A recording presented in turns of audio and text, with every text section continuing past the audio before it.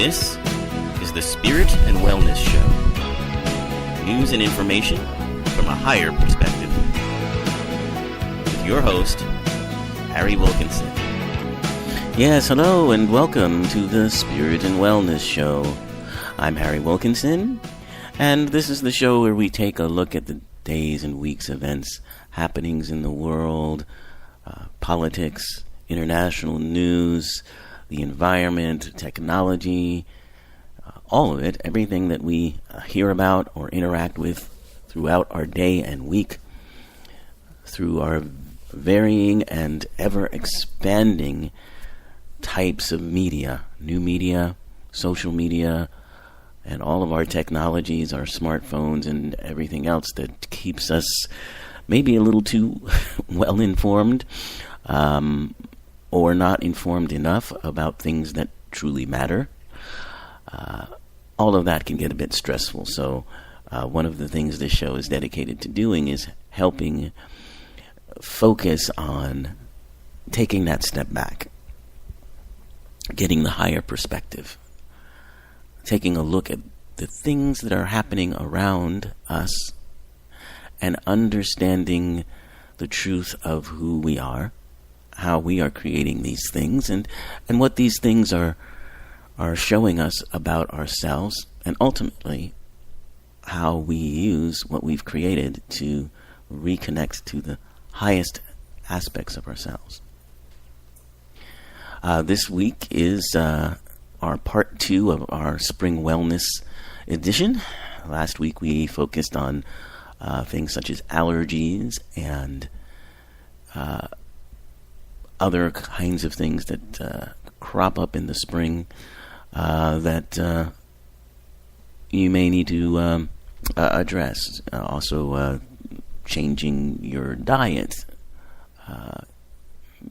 types of exercise to integrate into your life. Lots of people find spring to be more of a time of changing your activities, changing your life with the kind of spring cleaning impulse that we have to get rid of the old stuff and really start to reinvigorate ourselves.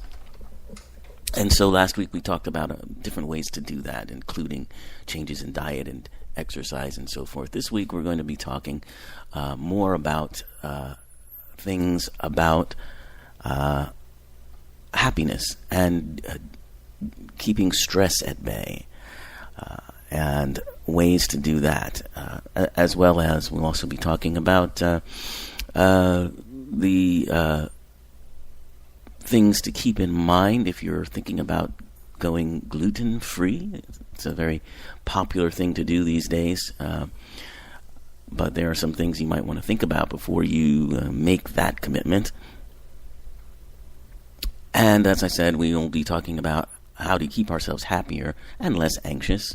And also, we'll be talking a little bit about some new research on how coffee actually affects us. But first, let's talk about Earth Day, which is coming up. Next Monday is going to be Earth Day. I wanted to get into it on this program because we'll be off next Sunday, it being Easter, and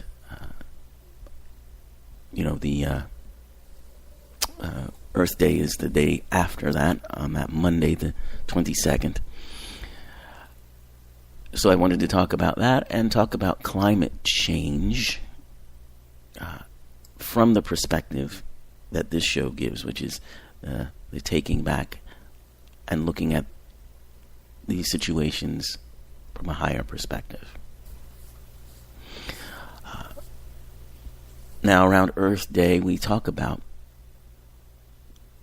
the environment, climate, and start to build activities to help sustain the environment. As you know, climate change is something that is for some reason, a very controversial topic, although others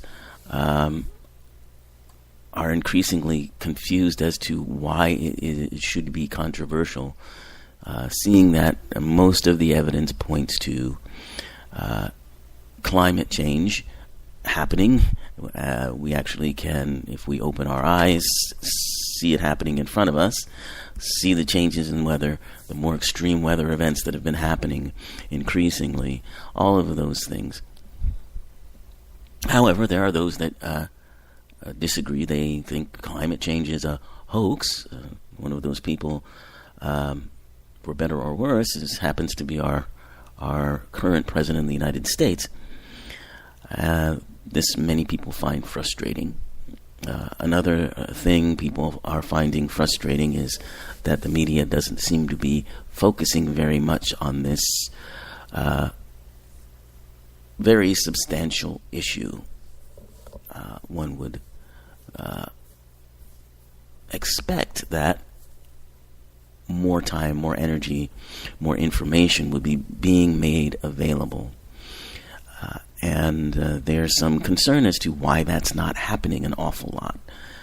Now, this week, April 18th, on the BBC, their esteemed naturalist, David Attenborough, will be doing his very first documentary on the amazing threat that climate change seems to present us. The things that could happen, and the things that are being done and can be done to help minimize the effects and make some changes along the way. There's some criticism about that because this is the first time this 96-year-old man, who's been a naturalist for a very long time, has really addressed climate change. And while everyone's glad he's on board, there's some curiosity as to why it took so long for him to get on board. Him having a great platform due to his presence in the media, in British media, and here in America too. He's also quite well known and esteemed. That he could have had maybe more of a effect if he had gotten in the game earlier. However, his documentary, Climate Change, The Facts, will be airing in the UK. Hopefully it's going to be airing here too. I'm not sure when, but I know in the UK it's going to be on Thursday, April the 18th. But there's some things to keep in mind on Earth Day. So I'm going to talk about that. I'm going to talk about some of the things that are going to be happening. But first, from this perspective, from the higher perspective, what we're seeing, the changes around us, the alarm bells that are going off, we have created this. I hesitate to use the term I usually use, which is illusion, because I don't want people to misunderstand and say or think that I'm saying that it doesn't exist. On a certain level it does, but just like everything else at the higher level, it is our creation. It is an illusion in that sense. It is kind of a interactive hologram in which we are intimately involved, and we create these scenarios, we create these things so that we do get intimately involved. So when I say that, I'm not saying you should ignore it. I'm not saying you should pretend it doesn't exist, or even that it's not real. In that sense, I mean, it's real to us right now because we are very engaged in the illusion, and we should be.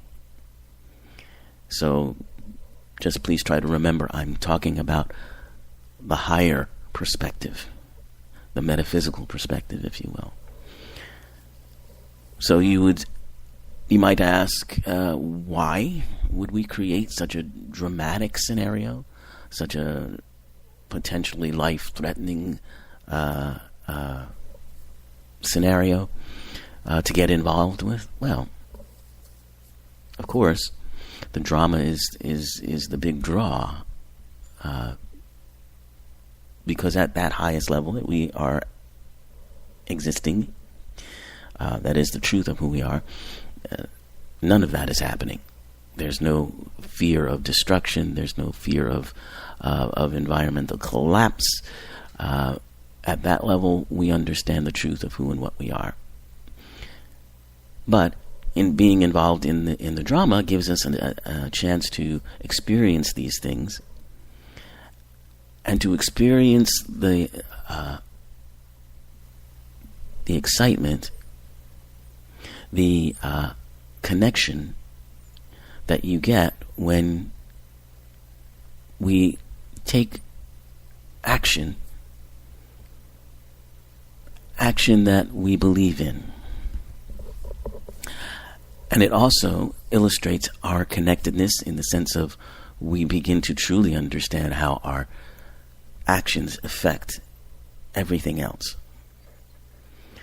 So in this sense, the whole situation we're facing is kind of the story where we become the heroes and we transform our world and change what is potentially disastrous and make it into something amazing.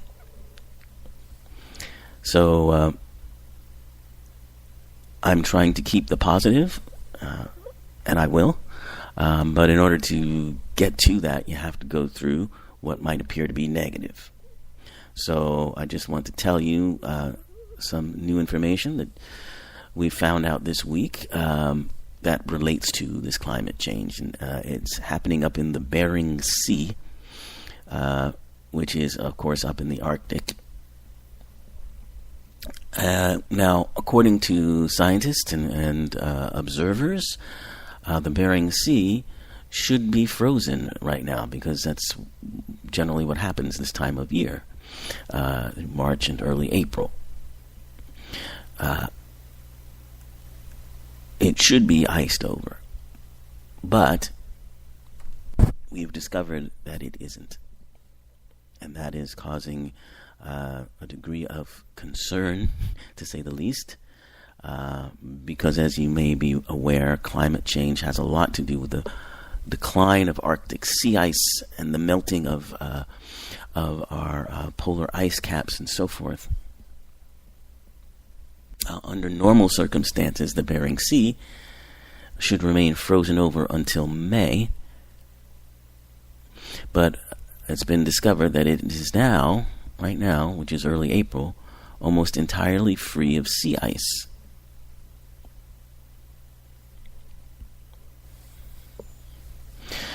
What is so concerning about this event, according to the National Oceanic and Atmospheric Administration, is that the Arctic sea ice should be reaching its annual maximum right now. The summer reduction in sea ice normally only begins around now, and that process has, throughout recorded history, left the region between Russia and Alaska frozen at this time of year. But 2019 already has the lowest Arctic sea ice extent on record, beating 2018, which also was a record breaker. And what that's doing is manifesting unseasonably liquid sea off of Alaska's northwest coast. So apparently this won't drive up sea levels directly, since the ice was already floating in the ocean. But the melting will have some tangible effects on the planet's climate and on the people and economies that rely on the Arctic region. Surface ice acts as a kind of climate regulator. So the surface of ice is bright white. It reflects sunlight back into space. And when the planet has lots of ice on its surface, less of the sun's energy stays on Earth. So it cools the Earth, and the planet warms more slowly. Open water is darker and absorbs more sunlight, and it turns into heat. So while sea ice loss is caused by climate change, it also causes climate change to speed up. So,